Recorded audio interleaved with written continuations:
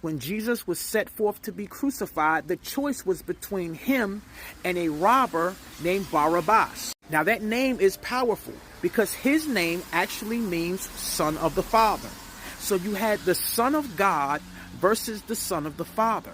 And they chose he for whom a sedition was made in the city and murder was committed. This man was a revolutionary in many people's eyes.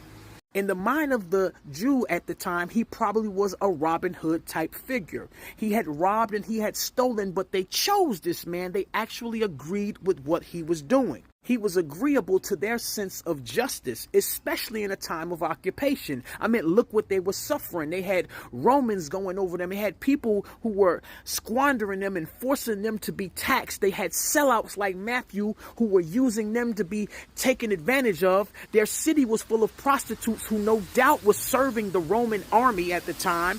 Look at the condition that they were in. It was an unjust time. And so for someone to come along and fight these people for them was a just cause.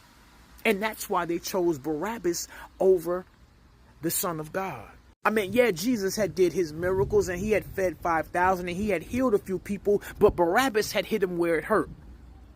And that's why he got caught, and that's why he was set forth to be crucified. In fact, the only reason that they let him go was because at the Feast of the Passover, it was a customary to release one person. This was kind of like a diplomatic show for the nation. But I'm pretty sure that Pilate did not want to let go of Barabbas. Barabbas was a revolutionary. See, Barabbas was Marcus Garvey, Huey P. Newton, Malcolm X, but Jesus had called him a thief and a robber. And what did he take? The same thing the devil took in the garden. He took your eyes off of the kingdom of God and put it on the earthly kingdom. He put it on a little temporary menial revenge based upon your flesh. Now, I'm not saying this just to talk. In my mind, I was a revolutionary. I've studied Geronimo. My favorite person in the world was Assata Shakur. Very favorite person in the world was Assata Shakur. Second was probably Harriet Tubman. But my favorite person in the world was Assata Shakur because she left him laying.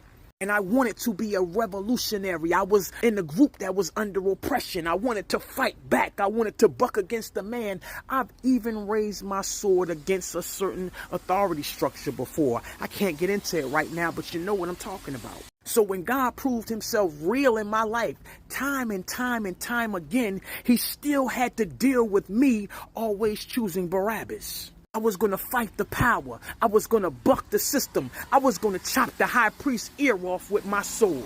And when I did have to go through things for the